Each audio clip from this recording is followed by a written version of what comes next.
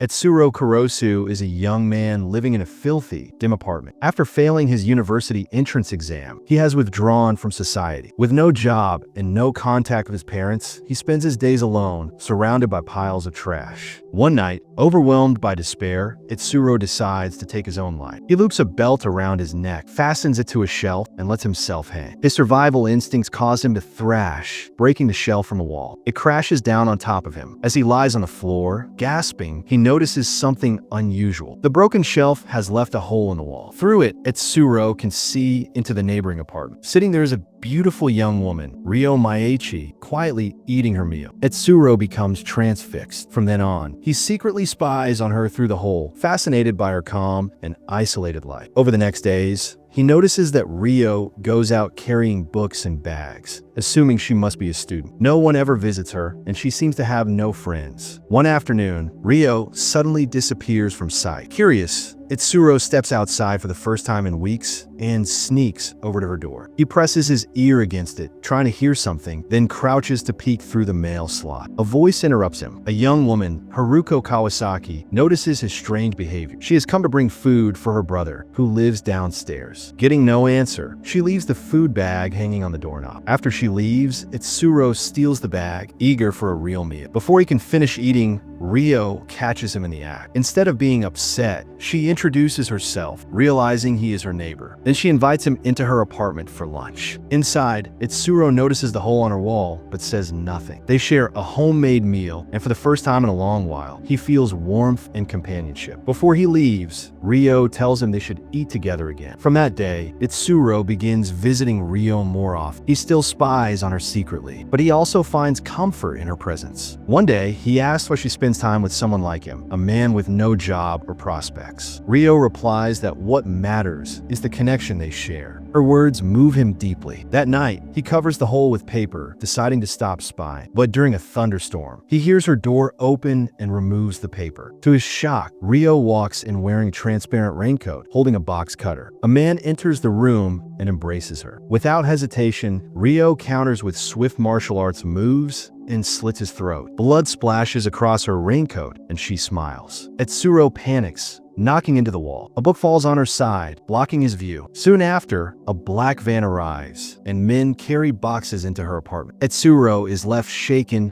and confused. Moments later, Ryo knocks on his door. She looks cheerful and carries food, acting as if nothing happened. They share a quiet dinner in his cluttered apartment as he struggles to process what he has just witnessed. That night, after she leaves, he moves the fallen book aside and sees her room spotless, with no sign of blood. Doubt creeps in, and he wonders if it was all a hallucination. Then he hears a woman's voice say goodbye to Ryo. Rushing to his door, he sees a stern-looking woman walk past. She glances at him, calls him by name, then leaves. The following day, Ryo invites him to use her washing machine and suggests they eat at his place again. That evening, while waiting for her to arrive, Etsuro hears her door open. Peeking through the hole, he sees Ryo in her raincoat once more, killing a man with a bee tattoo on his arm. This time, he cannot deny the truth. Horrified, he screams. Ryo hears him, notices the hole, and thrusts her cutter through it, staring directly at him. Etsuro flees his apartment in terror. Ryo chases him through the streets, cutter in hand. He scrambles up a fire escape to a rooftop, but she catches up and corners him. On the rooftop, Ryo confronts Etsuro. She asks if he saw her kill the man. Trembling, he admits that he has been watching her through the hole for some time and already knew she was a killer. Ryo finds it curious that, even with this knowledge, he continued to spend time with her. Etsuro explains that he once tried to hang himself, but through the hole in the wall, he saw her. In that moment, he realized being with her felt better than dying. Dropping to his knees, he closes his eyes, ready for her to kill him. Ryo presses the cutter against his neck, testing his reaction. Fascinated by his calm acceptance, she decides not to kill him. When she asks how he feels, Etsuro answers that he wants to date her. To his surprise, Ryo agrees. She licks the blood from a bruise on his lip, but when he leans in for a kiss, she refuses, warning him that if they kiss now, she will have to kill him. Instead, she tells him to continue spying on her. The next day, Haruko visits her brother downstairs. Later, Itsuro and Ryo eat lunch together at his place. Ryo is impressed by how much he can see through the hole in the wall, but when he offers to patch it, she tells him to leave it as it is. Itsuro cannot believe he is dating someone like her. Embarrassed, he confesses that he likes everything about her. Wanting to become a better boyfriend, he promises to get a job. Soon, he begins working at a convenience store. At work, every time he opens boxes with a cutter, he remembers Ryo's murders. Despite this unease, he continues dating her. One day, Ryo invites him to accompany her to university. She only wants him to help carry her microwave to class, but for Itsuro, being on campus is overwhelming after so much isolation. Surrounded by successful students, he feels insecure. His mood improves when Ryo introduces him to her classmates as her boyfriend. During lunch, he tells her he plans to retake the entrance exam next year, hoping to become someone worthy of her. Ryo laughs at the idea, reminding him that she is a murderer who has no intention of stopping. After class, Ryo abruptly puts on her transparent raincoat in the middle of the street. She grabs a woman at random and slits her throat, splattering blood across the wall. Shocked, Itsuro turns his face away. Ryo calmly asks if he is alright, then continues as though nothing has happened. From that day on, Ryo begins killing openly during their dates. She casually attacks strangers in public, slitting their throats in front of him. Itsuro wonders if her victims are chosen at random, but Ryo explains that she follows her own set of rules and even keeps a list of local criminals. One afternoon,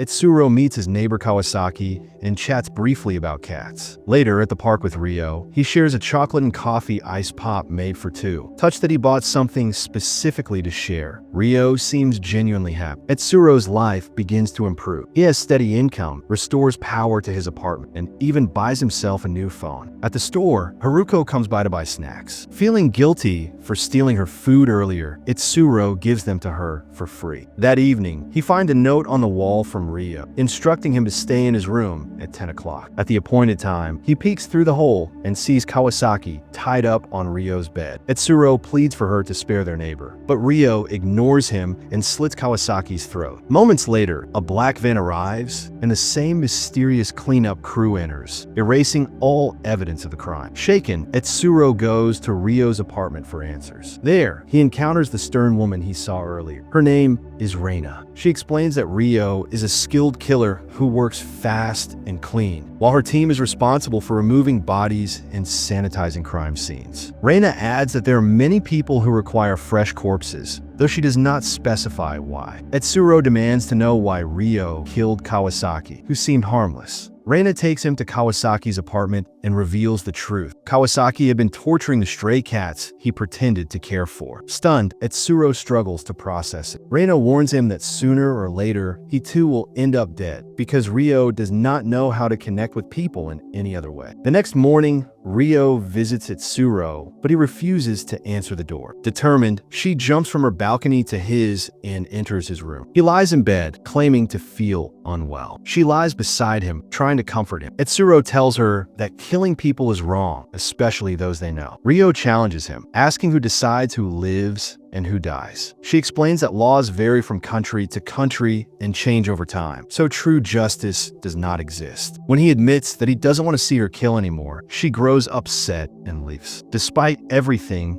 Itsuro admits to himself that he still likes her. Not long after, he runs into Haruko, who asks if he has heard from her brother. Before he can answer, Ryo suddenly appears. Jealous, she demands to know who Haruko is. Haruko politely introduces herself, explaining she is Kawasaki's sister. Ryo invites her to wait inside her apartment, but Itsuro panics and quickly sends Haruko away, promising to contact her if he hears anything. That night, during dinner, Itsuro worries about Haruko discovering the truth. He asks if Ryo intends to kill her too. Ryo assures him that she will not, reminding him of her personal rules. A few days later, Haruko texts Itsuro asking to meet. While he is still deciding, a black van pulls up and he is dragged inside. Inside waits Reina, who warns him to become someone worthy of Ryo or she will kill him. She tells him he is useless as a person alive, but might make a good corpse. That evening, Itsuro meets Haruko for tea. She is desperate to learn what happened to her brother. Too frightened to go alone, she asks Itsuro to accompany her to the landlord to open Kawasaki's apartment. When the landlord unlocks the door, Itsuro finds the room spotless. Reina's team has removed all evidence of cruelty and even placed a fake airplane ticket to make it appear as if Kawasaki left on a trip. Later, Haruko takes a walk with Itsuro. She thanks him for his help but remains worried. When he tells her she can call him anytime, she refuses, saying Ryo would be upset. Itsuro admits that, even though they are dating, he doesn't really know Ryo and admits she can be twisted. That evening, Itsuro sees Ryo with a man bearing the same tattoo as her earlier victim. The man puts his arm around her and she does not resist. At dinner, Itsuro confronts her. Instead of answering, Ryo accuses him of spending time with Haruko. Itsuro denies this, saying he only spoke with Haruko to protect her. He hugs Ryo, but when he leans in to kiss her, she threatens to kill him. Later that night, Ryo meets with the B gang. They demand she work for them as their personal killer, reminding her they know she murdered one of their members. If she refuses,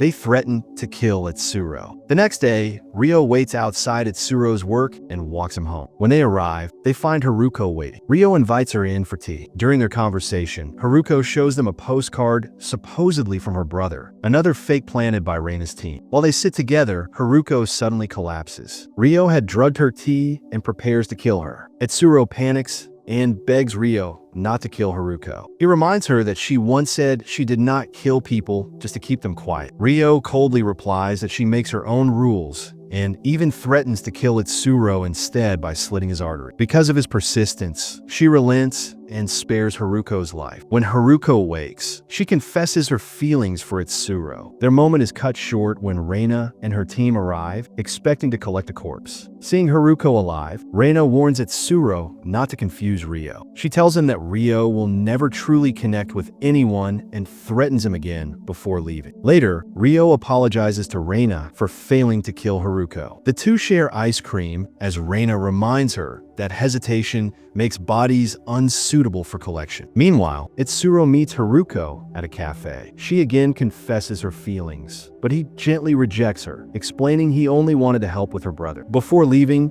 she tells him she will wait for him at the cafe the next day if he changes his mind. On his way home, a van pulls up. Expecting Reina, Itsuro finds himself seized by the B gang. They take him to their bar, demanding he convince Ryo to work for them. When he refuses, they threaten to go to the police, then slash his cheek before releasing him. When he returns home, Ryo sees his injury and prepares to hunt the gang, but Itsuro stops her. He tells her he would rather endure the pain than watch her kill again. Ryo insists killing is part of her nature. Itsuro argues that she spared Haruko, which means she can change. He confesses how much he loves her, but Ryo says he does not truly understand her. Believing they have no future, she leaves in tears, asking him to cover the hole in the wall. That night, while Itsuro works at the convenience store, Reina stops by to buy ice cream. She tells him Ryo has asked for a major cleanup soon. Later, Itsuro hears noises from Ryo's apartment. Looking through the hole, he sees her killing again, but this time, she cries instead of smiling. He realizes the B gang